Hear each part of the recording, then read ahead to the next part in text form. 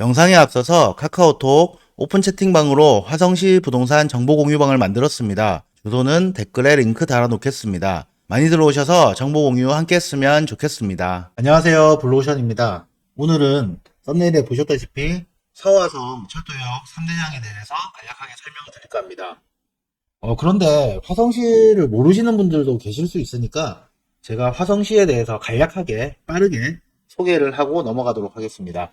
이렇게 화면을 보시면 서울이 있고요. 서울을 바깥으로 해서 경기도가 있습니다. 경기도는 워낙 크기 때문에 북부, 동부, 남부로 나누는데요.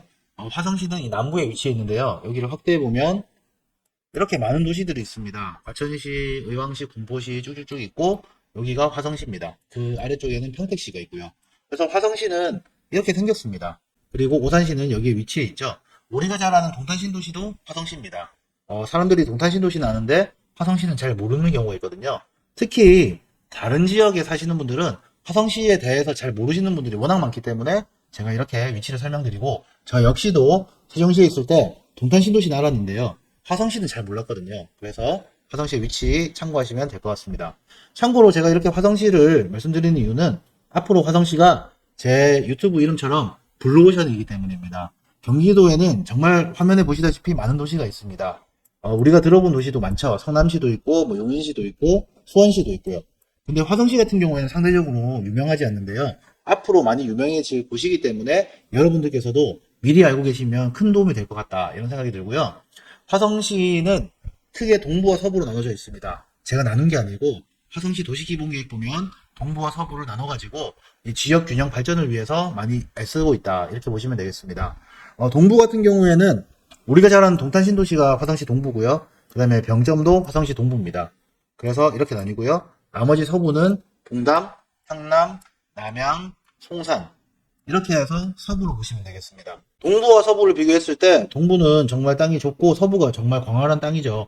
하지만 화성시의 인구는 대부분 동부에 살고 있다. 그리고 동부에는 그 유명한 동탄신도시가 있고, 내년 초에 GTX 신호선까지 개통하면 동탄에서 강남 수서까지는 15분이면 주파한다.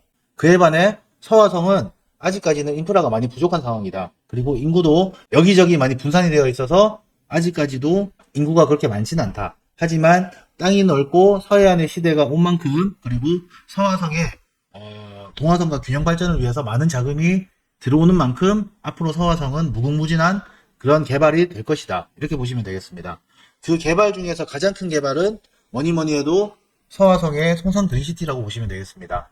제가 이렇게 설명을 하는 거는 이 서화성의 철도역 3대장을 설명드리기 위해서 이렇게 기본 설명을 드린다, 이렇게 보시면 되겠습니다. 저도 그냥 철도 3대장에 대해서 딱딱딱 이야기하고 끝내면 좋은데 그럼 이해가 안 되시잖아요. 그리고 이 지역적인 부분은 정말 큰 도움이 되실 겁니다. 지금 부산에 사시고 대구에 사시고 광주에 사시고 이런 분들 많으실 건데요. 수도권의 화성시 주목하셔야 됩니다. 앞으로 많은 발전이 있을 곳이기 때문에. 그래서 다시 돌아오면 이 송산 그린시티 같은 경우에는 공룡 모양처럼 생겼습니다. 여기가 공룡의 머리고요. 그리고 앞다리가 있고요.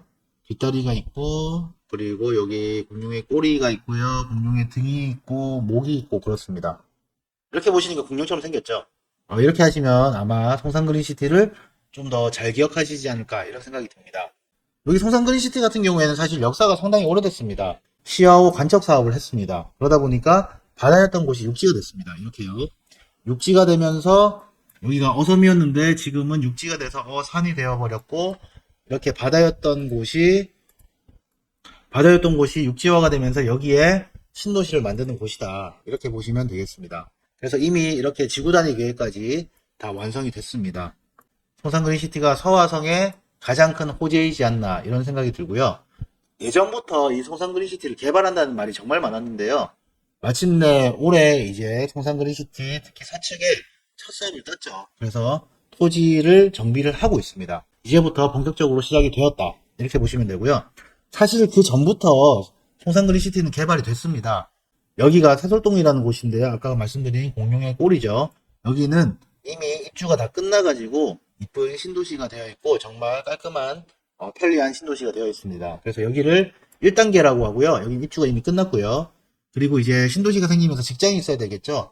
여기가 2단계라고 해서 남측 산업단지가 들어오는 곳입니다. 여기는 올해 말에 분양할 거고요. 여기 가운데 보면 트랙이 있는데 여기가 K시티라고 해서 첨단미래 자동차 산업단지 이렇게 들어온다고 보시면 되겠습니다. 그리고 여기가 서측인데요. 여기는 이제 3단계라고 보시면 되겠습니다. 여기는 거의 주거 위주의 신도시가 생긴다. 이렇게 보시면 되고, 제가 하나 빠뜨렸는데, 여기에는 이제 송산 그린시티에서 대표적인 역할을 하는 또 국제 테마파크가 들어오는 곳입니다. 신세계에서 이 부지를 샀거든요. 그래서 우리나라에서 가장 큰 테마파크가 들어온다. 에버랜드의 약 4배 정도 되는 사이즈다. 이렇게 보시면 되겠습니다. 여기는 한 2.5단계로 볼게요. 여기 테마파크에도 단독주택 부지랑 아파트 부지가 있는데요. 아마 내년 정도 분양하지 않겠나. 그래서 2.5단계 정도 제가 표시를 했습니다. 그리고 여기 정말 넓은 평야가 있는데 여기에서 공룡알이 실제로 발견이 되어가지고 여기는 개발할 수가 없습니다. 그래서 가운데 이런 초지를 가지고 있는 1단계, 2단계, 3단계 그리고 2.5단계까지 이렇게 완성되는 곳이 송산 그린시티입니다. 정말 이 철도역 설명하려다 보니까 여기까지 설명을 했네요. 조금만 더 기다리시면 이제 철도역 나옵니다. 여기 송산 그린시티 사이즈는 약 1700만 평이고요. 그리고 6만 세대 15만 명을 목표로 두고 있습니다. 1700만 평이라는 게 가늠이 안 가실 건데요. 쉽게 예를 들면 여의도가 약 100만 평이거든요. 거기 한 17배 정도 되는 사이즈다. 그래서 상당히 큰 사이즈다. 이렇게 큰 사이즈는 동탄신도시나 세종시 그 외에는 거의 없었거든요. 그래서 수도권의 거의 마지막이 되는 대규모의 신도시가 들어온다. 이렇게 보시면 되겠습니다. 이 송산 그린시티를 자세히 보시면 그 바로 위에 이렇게 하늘색이 보이잖아요. 여기가 안산시고 여기가 시흥시거든요. 그래서 여기에 큰 공단이 있습니다. 사이즈를 비교했을 때 거의 송산 그린시티랑 비슷하거든요. 그래서 여기에는 정말 많은 직장이 있다. 아까 말씀드렸다시피 화성시만 해도 회사가 12,300개가 있는데 바로 위에 안산시랑 시흥시에 있는 공단까지 다 봤을 때 우리 송산 그린시티는 정말 직장이 많은, 그래서 인구가 모일 수밖에 없는 그런 알짜배기 신도시가 될 것이다. 이렇게 보시면 되겠습니다. 이제 거의 다 왔거든요. 이렇게 이제 신도시가 생기는데 가장 중요한 거는 직장입니다. 그래야지 이제 사람들이 많이 모이겠죠. 그리고 두 번째로 중요한 게 교통입니다. 테마파크 부지라고 말씀드렸죠. 여기 이제 테마파크가 들어오는데요. 이 라인을 따라서 철도역이 생깁니다. 철도의 이름은 신안산선과 서해선 복선전철이라고 보시면 되겠는데요. 서해선 복선전철 같은 경우에는 여기 이제 송산 차량 기지가 생기면서 송산에 있지만 여기에 서화성 남양역이 생기고요. 그리고 쭉 내려와서 남양 뉴타운에 화성시청이랑 좀 떨어져 있지만 화성시청역이 생기고요. 그리고 쭉 내려와서 여기 향남역이 하나 생기고요. 그리고 평택으로 꺾여서 내려갑니다. 제가 대충 그렸는데요. 이렇게 서해선 복선전철이 이 역을 다 지나가고요. 서해선 복선전철은 여기 테마파크 역은 안 지나갑니다. 그리고 신안산선이라고 해서 안산에서 이렇게 또 연결되는 철도가 있어요. 그래서 여기 같은 경우에는 이 테마파크 옆에 테마파크 역이라고 새로 생기고 그 역을 지나서 아까 말씀드린 것처럼 있지만 서화성 남양역 그리고 화성시청과 조금 떨어져 있지만 화성시청역 그리고 향남역을 지나서 가는 게 아니고 향남역까지 신안산선은 이렇게 연결이 되고요.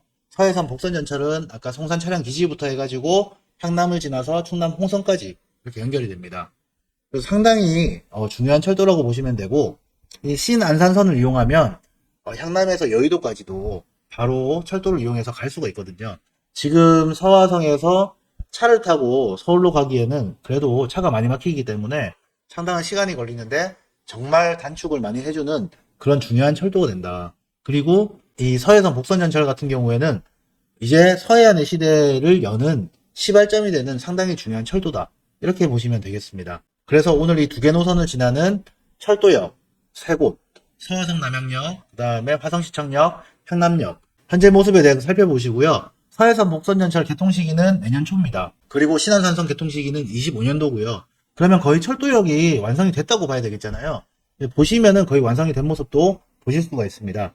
그래서 이 영상이 도움이 되셨으면 좋겠고 앞으로 서해안의 시대가 이 철도 개통과 동시에 시작이 되기 때문에 많은 관심 가지시면 분명히 돈이 되는 기회가 온다. 이렇게 알고 계시면 될 것 같습니다. 제가 계속해서 많은 정보 올려드릴 테니까요. 구독 잊지 마시고 많은 시청해 주셨으면 좋겠습니다.